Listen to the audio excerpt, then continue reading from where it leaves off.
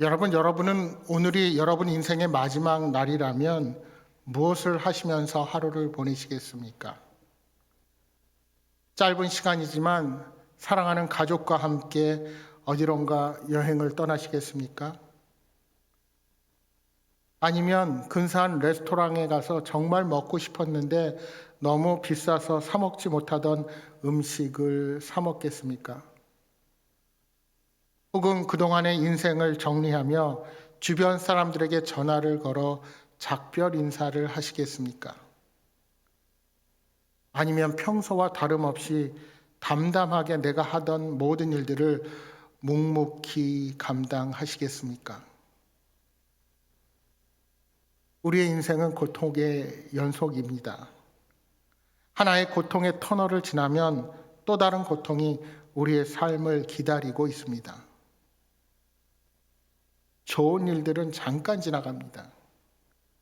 그러나 우리 삶에 찾아오는 한 가지 과제를 잘 해결하고 나면 또 다른 문제와 장벽이 우리의 삶을 힘들게 만들 때가 있습니다. 그런데 만약 오늘 내 앞에 겪어야 할 고통을 미리 알게 된다면 그것이 피해갈 수 없는 받아들여야만 하는 길임을 내가 알게 될 때 여러분은 어떤 마음이 드시겠습니까? 얼마 전 뉴스에서 폴란드 국경 앞에서 가족들을 작별하고 우크라이나 전장으로 향하는 한 가장의 모습을 보았습니다. 아내와 어린아이를 살리기 위해 국경선 앞에까지 이르러 그들을 보내며 다시 전선으로 향해야 하는 아빠의 마음이 어떠했을까요? 이처럼 곧 있으면 십자가 고난의 길을 가셔야 하는 예수님에게 밀려올 고통은 인생이 겪을 수 있는 최악의 고통입니다. 왜냐하면 자신이 어떤 고통을 겪어야 할지를 미리 아시고 겪는 고난이기 때문입니다. 그것은 단순히 육체적인 고통만이 아닙니다. 무엇보다도 사랑하는 사람들로부터 버림받아야 하는 정신적인 고통도 동반하고 있었다는 사실입니다. 오늘 본문과 동일한 예수님의 겟세마네 기도가 기술된 마가복음의 내용을 보면 이런 표현이 있습니다. 마가복음 14장 34절 말씀입니다. 말씀하시되 내 마음이 심히 고민하여 죽게 되었으니 너희는 여기 머물러 깨어있으라 하시고 내 마음이 심히 고민하여 죽게 되었으니 여러분 예수님께서는 결코 약한 분이 아니셨습니다. 광야에서 40일 동안 금식하시며 마귀의 시험을 물리치셨습니다. 또한 자신을 대적하는 종교 지도자들 앞에서도 언제나 당당하게 진리를 전하시던 분이셨습니다. 예수님은 제자들에게 아무것도 염려하지 말고 하나님 아버지를 철저하게 신뢰하고 믿으라고 가르치셨습니다. 그래서 때로는 믿음 없는 제자들을 꾸중도 하셨습니다. 그런데 당신의 입으로 심히 고민하여 죽게 되었다고 말씀하시는 겁니다. 왜 그렇게 말씀하실까요? 지금까지 죄를 모르고 살아오셨던 주님께서 죄를 짊어져야 한다는 사실, 또한 그것도 마치 가장 큰 흉악범처럼 취급당하며 십자가에 달려야만 하는 그 현실이 너무나도 힘드셨을 것입니다. 더군다나 한 번도 끊어짐이 없었던 아버지 하나님과 예수님 사이에 사랑의 교제가 끊어지고 아버지에게 버림받는 고통이 따르게 되어 있었습니다. 그뿐만 아닙니다. 3년 동안 동고동락하던 제자들이 주님을 모른다고 배반하며 뿔뿔이 흩어질 것도 아셨습니다. 이처럼 그 고통은 인간의 몸을 입고 이 땅에 오신 그리스도 예수님께서 사람으로 겪어야 할 가장 극한 고통이었습니다. 여러분, 우리들로 인해서 치러야 할 죄의 대가가 그렇게도 심각하면 이 강하고 담대하신 주님이 어떻게 그렇게 슬퍼하고 괴로워하실 수가 있었겠습니까? 따라서 예수님의 이러한 모습이 오늘 우리에게는 오히려 위로가 되기도 합니다. 여러분, 혹시 내 자신의 연약함 때문에 자괴감을 느끼고 절망적인 기분에 사로잡히신 분들이 계십니까? 오늘 우리에게 주시는 말씀은 이처럼 힘들고 괴로운 일을 만났을 때 그 고난을 이기는 능력이 어디에 있는지를 잘 보여주는 말씀이라 할 수 있습니다. 여러분은 고난과 위기의 때 어떻게 준비하고 계십니까? 걱정하고 혹은 우울증 약을 먹으면서 아니면 힘 있는 자에게 전화를 걸고 또는 그런 능력 있는 사람들의 힘을 빌어서 그 모든 어려움을 이기고자 노력하십니까? 아무리 많은 것을 가지고 있고 많은 능력을 지녔다고 한들 우리는 나약한 존재에 불과합니다. 그래서 우리는 유혹에 자주 넘어집니다.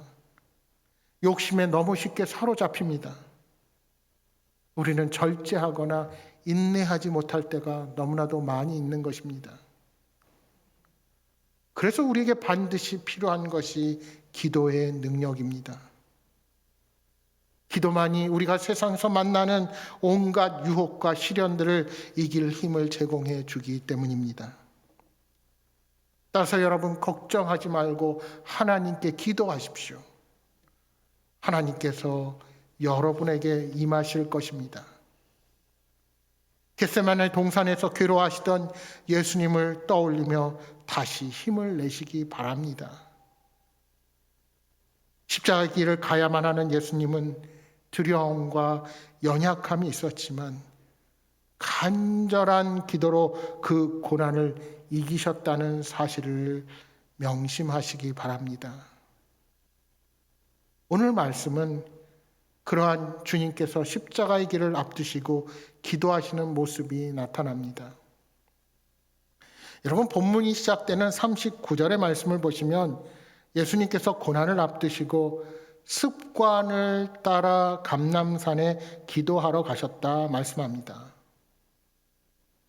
여러분, 왜 습관이 중요합니까? 습관은 우리의 인생을 완전히 바꿔놓는 힘이 있기 때문입니다. 따라서 한 사람의 인생의 성공과 실패는 그 사람의 습관에 달려 있다고 해도 과언이 아닙니다. 인디언 체로키 부족의 어느 할아버지가 자신의 손자에게 인생의 원칙을 가르치고자 한 이야기를 들려주었습니다. 얘야, 사람 안에는 두 마리의 늑대가 치열하게 싸우고 있단다. 늑대 한 마리는 악해서 분노, 질투, 교만, 게으름, 무자비함으로 가득 차 있다. 반면에 다른 늑대는 선해서 사랑과 친절, 겸손, 절제로 가득 차 있단다. 이 두 늑대가 우리 안에서 늘 싸우고 있는 거란다. 그러자 이 이야기를 듣고 있던 손자가 할아버지께 물었습니다. 할아버지, 그러면 그 두 마리 늑대 가운데 누가 이기나요? 그러자 할아버지는 미소를 지으면서 손자에게 이렇게 대답했습니다. 그야 내가 먹이를 많이 주는 늑대지. 여러분, 이 이야기가 우리에게 주는 교훈이 무엇입니까? 사람이 어떤 습관을 갖느냐, 어떤 행동과 자세를 반복적으로 연습하느냐가 매우 중요하다는 것입니다. 우리가 아무리 거창한 아이디어와 좋은 계획을 가지고 있더라도 그 이론만 가지고는 결코 성공할 수 없습니다. 무언가의 일의 성과를 내기 위해서는 꾸준하게 반복적인 노력과 훈련이 따라야 합니다. 아무리 이론적으로 잘 알고 있어도 처음부터 실패 없이 성공할 수는 없습니다. 여러분, 자전거를 배울 때 한번 생각해 보십시오. 아무리 내가 이론을 잘 알고 있다고 한들 우리의 생각과 몸이 따로 놀기 때문에 처음 타면 비틀거리며 쓰러지기 쉽습니다. 그런데 반복적으로 넘어지면서 타다 보면 어느 순간에 중심을 잡고 원하는 방향으로 달려가는 내 모습을 발견하게 됩니다. 여러분, 영적인 문제, 특히 기도도 마찬가지입니다. 기도의 습관이 있는 사람은 영적인 비상 상황을 만났을 때 우왕좌왕하지 않고 평소처럼 기도합니다. 어떠한 중요한 일을 앞두고 많은 사람들이 긴장도 하고 무엇을 해야 할지 흔들릴 때도 기도의 습관을 가진 자는 그 문제 앞에서 흔들리지 않게 될 것입니다. 따라서 우리가 어떠한 중요한 일을 앞두고 갖추어야 할 최대 준비는 기도입니다. 우리 예수님은 습관에 따라 기도하셨습니다. 공생의 사역을 시작하시기 전에도 광야로 나가 40일간 금식하며 기도하셨습니다. 12제자를 부르기 전에도 기도하셨습니다. 병자를 고치며 귀신을 쫓아내며 각종 이적을 행하실 때도 기도하셨습니다. 우리 예수님은 사명을 이루어 가시는 중요한 시점마다 간절히 기도하는 시간을 빼놓지 않으셨습니다. 여러분, 이렇게 우리 예수님께서도 기도가 필요했다면 하물며 연약한 우리들은 어떠해야 할까요? 바라기는 날마다 주님과 대화하는 기도의 습관으로 어떠한 어려움과 역경이 찾아와도 흔들리지 않고 믿음으로 반응하는 여러분 모두가 되시기를 소망합니다. 그런데 본문을 보시면 감람산에 기도하러 가신 예수님을 제자들이 따라갑니다. 여러분, 이 기사들을, 각 복음서에 나온 기사들을 잘 보면 놀라운 사실을 우리가 발견하게 되는데, 각 복음서마다 이 기술에 대한 것이 다 다르게 기술되어 있다는 겁니다.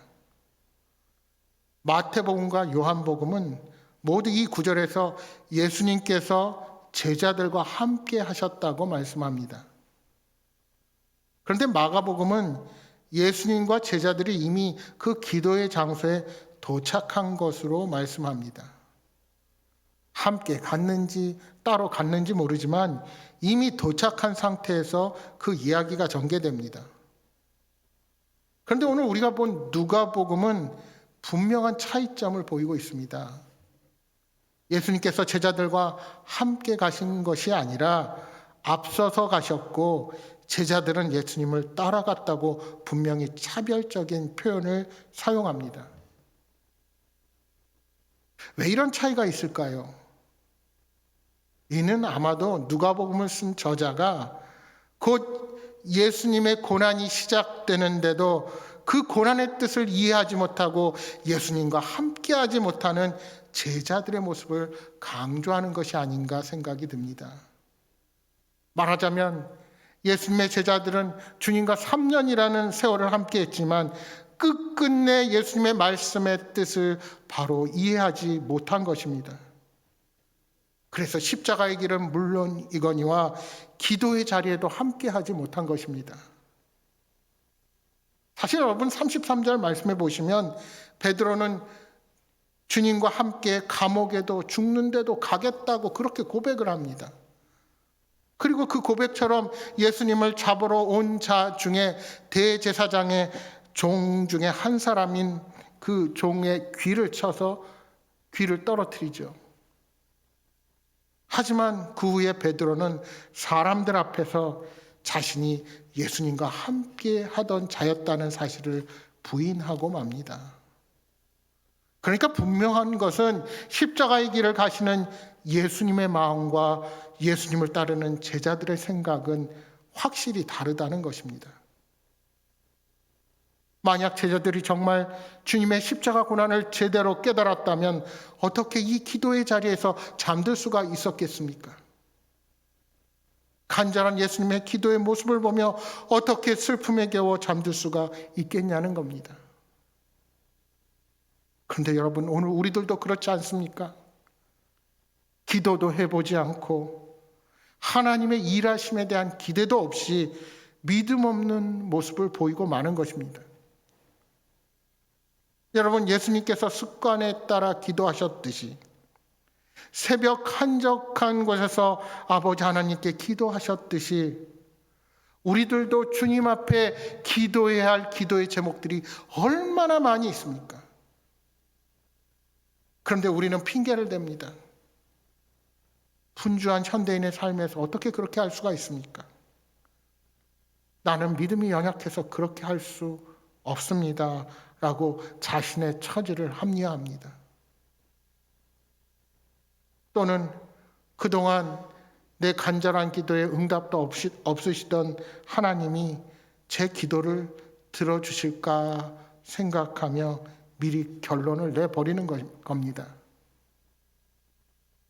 그런데 여러분, 결국 그런 결론을 내린다면 여러분도 제자들처럼 예수님의 마음을 깨닫지 못하고 그렇게 쉽게 기도의 자리를 떠나는 것과 마찬가지입니다. 예수님은 십자가를 향하여 나가셨지만 제자들은 아직도 무슨 상황인지 모르는 상태에서 그 고난의 상황을 맞이했기에 시험에 빠지고 말았습니다. 그래서 예수님은 제자들에게 유혹에 빠지지 않게 기도하라고 명령하신 것입니다. 그렇습니다. 우리가 세상을 살면서 당할 온갖 고난과 어려움을 이기기 위해서는 사탄의 유혹에 빠지지 말아야 합니다. 따라서 유혹에 빠지지 않고 시험에 들지 않기 위해 필요한 것이 바로 기도입니다. 예수님께서 이겨야 할 시험이 십자가의 길이라면 제자들이 이겨야 할 시험은 주님과 함께 하는 것입니다. 그러나 제자들은 기도하지 않아서 주님을 따르는 길, 주님과 함께 하는 길에 실패하고 만 것입니다. 여러분, 그래도 나는 주님과 동행하려고 무척 애쓴다고 생각하십니까? 나는 큐티도 나름 열심히 하려고 하고 말씀도 열심히 읽으려고 하고 예배도 잘 참석하고 봉사도 하면서 누구보다 영적으로 깨려고 노력한다고 자부하십니까? 자신의 개인적인 삶을 모두 내려놓고 예수님을 3년간 따른 제자들도 고난 앞에서 기도하지 않으니 무너지고 말았습니다. 그렇게 주님을 잘 안다고 가까이 모시고 함께 한다고 생각했지만 기도로 고난을 준비하지 않으니 시험에 빠지고 만 것입니다. 여러분, 여러분의 인생 앞에 고난의 터널이 놓여 있습니까? 기도의 자리로 나오십시오. 우리 예수님처럼 기도하는 습관을 지니고 간절히 기도한다면 어떤 상황이 찾아오더라도 결코 실족하지 않을 것입니다. 42절 말씀입니다. 이르시되 아버지여, 만일 아버지의 뜻이거든 이 잔을 내게서 옮기시옵소서. 그러나 내 원대로 마시옵고 아버지의 원대로 되기를 원하나이다. 내 원대로 마시옵고 아버지의 뜻대로 되기를 원하나이다. 여러분, 예수님의 솔직한 심정은 왜 하필 나입니까? 라는 통곡의 기도였을 것입니다. 그럼에도 여기서 멈추지 않고 아버지의 뜻 앞에 자신의 의지를 내려놓는 결단으로 나아갑니다. 자신의 생명마저도 하나님의 뜻 앞에 내려놓는 것입니다. 그러자 천사가 하늘로부터 나타나 기도하시는 예수님을 도왔습니다. 예수님은 그 도움으로 힘쓰고 애써서 간절히 기도하니 땀이 핏방울과 같았다는 것입니다. 예수님께서 하나님께 순종하겠다는 결단이 있기까지 천사의 도움이 필요할 정도로 예수님은 철저하게 하나님 앞에 매달렸습니다. 그 간절한 기도로 땀이 핏방울처럼 떨어졌습니다. 그리고 아버지의 뜻을 받아들이는 자리에 이르십니다.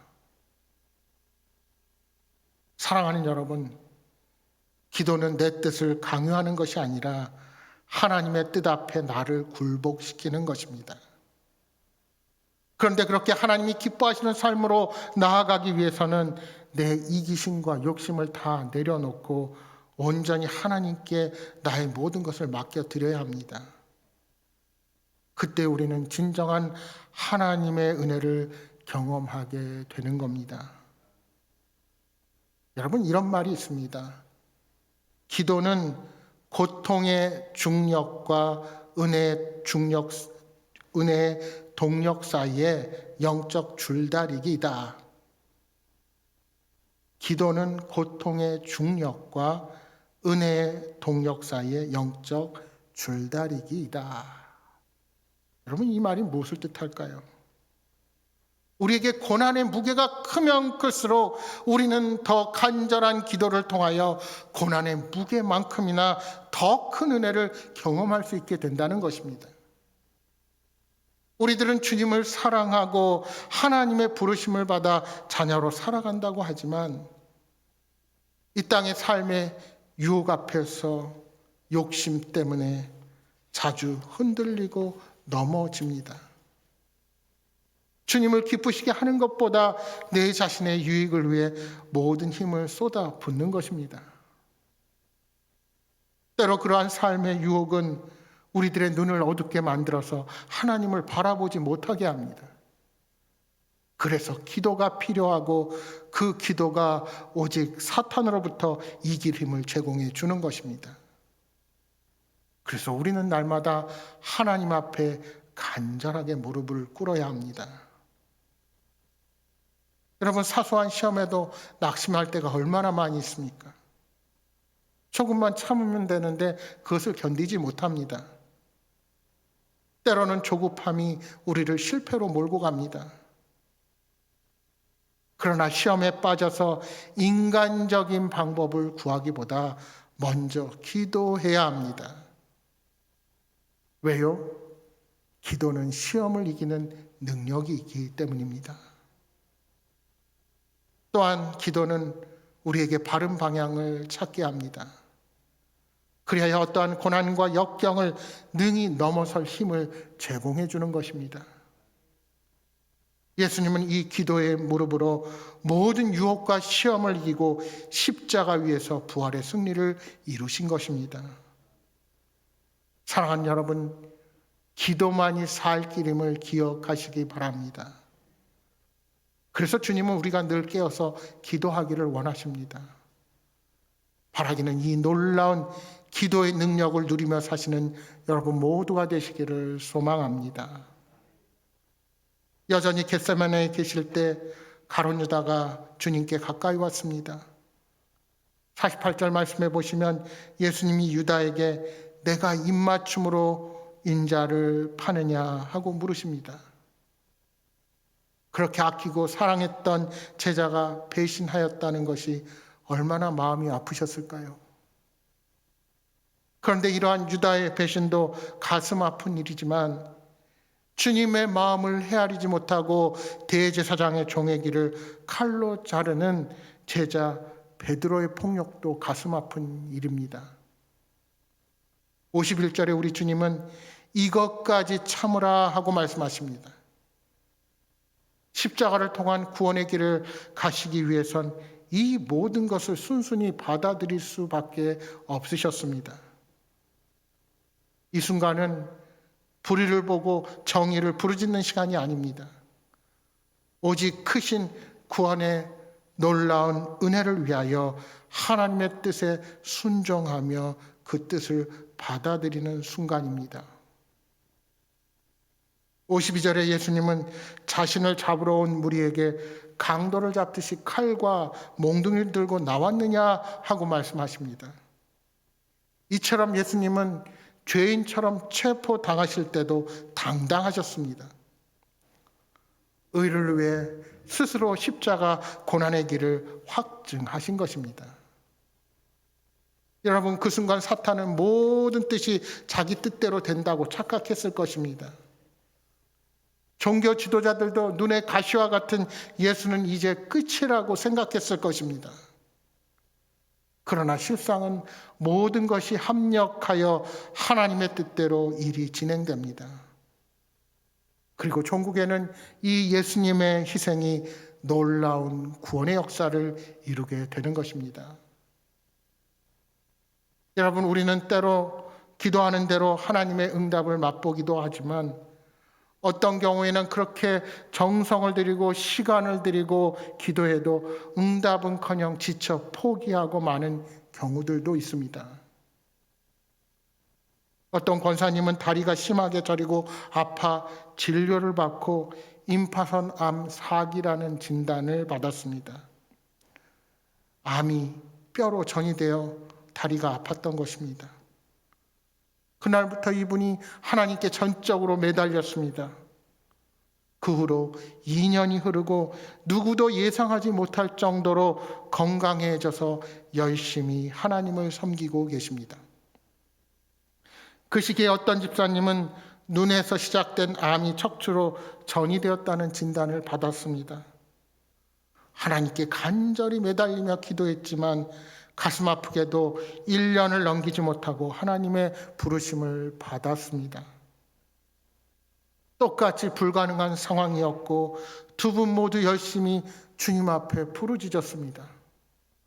무엇보다 하나님을 향한 삶을 살았는데 어떻게 이런 일이 일어날 수가 있을까요?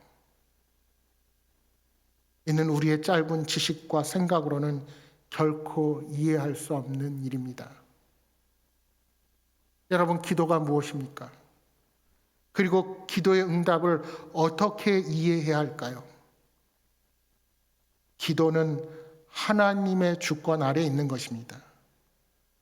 그러므로 성도는 주님의 선하심을 믿고 어떠한 상황 속에서도 기도를 포기해서는 안 됩니다.